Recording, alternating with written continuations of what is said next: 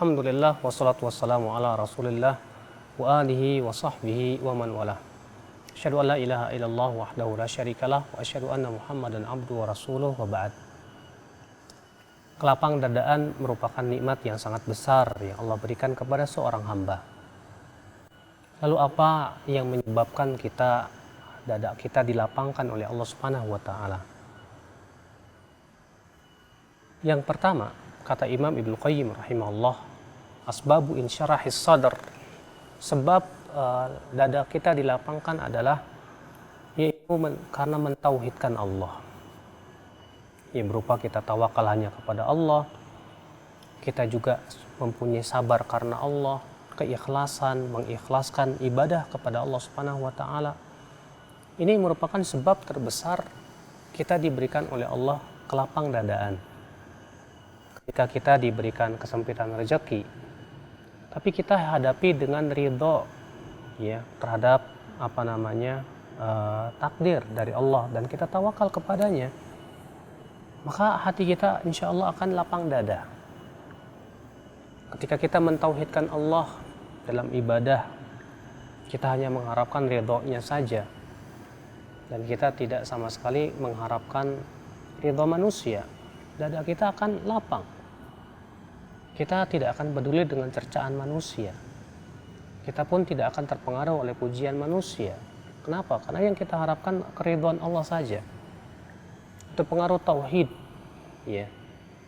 Oleh karena itulah orang yang berbuat syirik, mempersekutukan Allah Subhanahu wa taala, dijadikan dadanya pasti sempit. Ya. Akhul Islam azakumullah wa iyyakum. Sebab yang kedua, seseorang diberikan oleh Allah kelapangan dada, ya, lapang dada. Apa itu? Yaitu ridho dengan takdir. Keridhaan kita dengan takdir menyebabkan lapang dada kita insya Allah. Ya, sebab orang yang tidak ridho dengan takdir, dia akan sempit dadanya. Dia akan mudah tidak sabar, dia akan dengki, dia pun juga akan mudah suudzon kepada Allah Subhanahu wa taala. Kenapa? Karena dia tidak ridho dengan takdir. Oleh karena itu Rasulullah SAW berdoa, wa as'aluka ridha ba'dal qadha, ya Allah, aku minta kepada Engkau agar aku bisa ridho dengan keputusan-keputusan yang Engkau berikan kepada aku. Oleh karena itulah ya akhul Islam azakumullah wa iyyakum, ya. Orang yang ridho terhadap takdir dan ketentuan dari Allah Subhanahu wa taala, pasti dia akan menjadi orang yang paling lapang dadanya ya dalam menghadapi ketentuan-ketentuan Allah Subhanahu wa taala yang berlaku kepada dirinya. Dia yakin bahwa ya semua itu pasti ada hikmahnya. Bahwasanya Allah pasti menginginkan yang terbaik buat dirinya. Sehingga kalau seperti itu lapang dadanya insya Allah. Ini sebab yang kedua. Sebab yang ketiga, ya, kelapangan dada kita itu bisa kita raih ya akhwat Islam azakumullah wa iyyakum dengan cara banyak berzikir kepada Allah. Allah Subhanahu wa taala berfirman, ala bidzikrillah tatma'innul qulub. Ketahuilah dengan berzikir kepada Allah hati akan menjadi tentram, hati akan menjadi tenang. Maka ya orang yang banyak berzikir adalah orang yang paling lapang dadanya, paling tentram hatinya. Sehingga pada waktu itu dia tidak akan mudah berkeluh kesah. Iya. Makanya akhwat Islam azakumullah wa iyyakum, ya Allah Subhanahu wa taala menyuruh kita untuk banyak berzikir. Untuk apa? Untuk supaya hati kita tentram, bahagia. Allah berfirman, ya ayyuhalladzina amanu dzkurullaha dzikran katsira wasabbihuhu bukratan wa asila. Wahai orang-orang yang beriman, banyaklah berzikir kepada Allah ya dengan zikir yang banyak. Di antara lapang dada adalah memelihara sholat. Karena orang yang menjaga sholatnya, hatinya akan lapang. Makanya Allah menyebutkan ya dalam surat Al-Ma'arij bahwa manusia diciptakan oleh Allah dalam keadaan berkeluh kesah. Innal insana khuliqa halu'a idza massahu syarru jazua wa idza massahu khairu manu'a.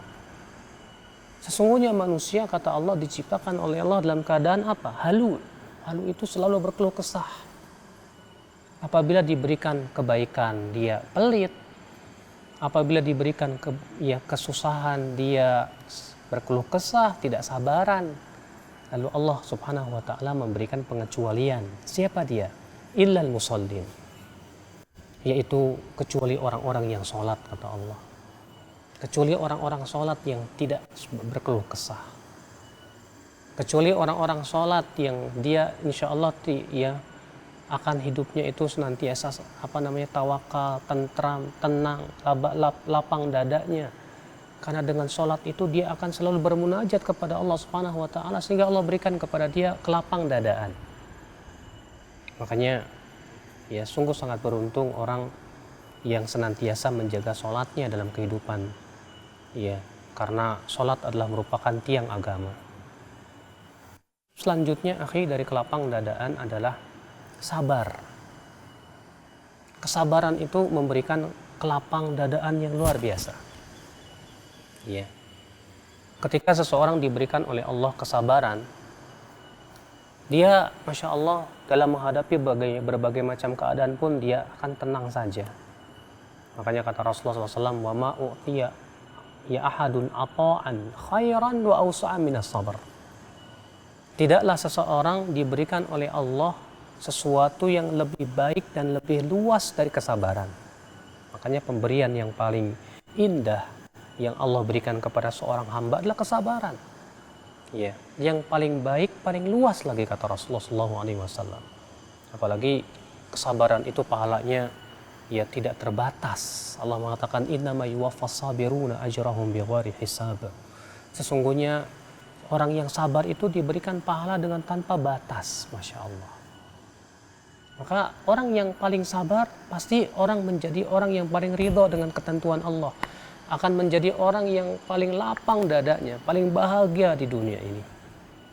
Ia hadapi semuanya dengan kesabaran, ya, dengan ketabahan, sehingga ia terus tegar di atas agama yang hak ini insya Allah. Ya. Maka ini akhwal Islam di antara sebab-sebab yang menyebabkan kita insya Allah diberikan kelapang dadaan.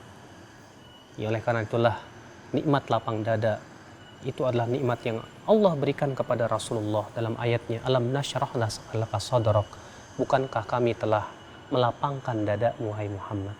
Semoga kita diberikan oleh Allah kelapang dadaan dengan melakukan sebab-sebab yang tadi. Subhanakallah bihamdik, asyhadu an la ilaha illa anta, astaghfiruka wa atubu ilaik. Wassalamualaikum warahmatullahi wabarakatuh.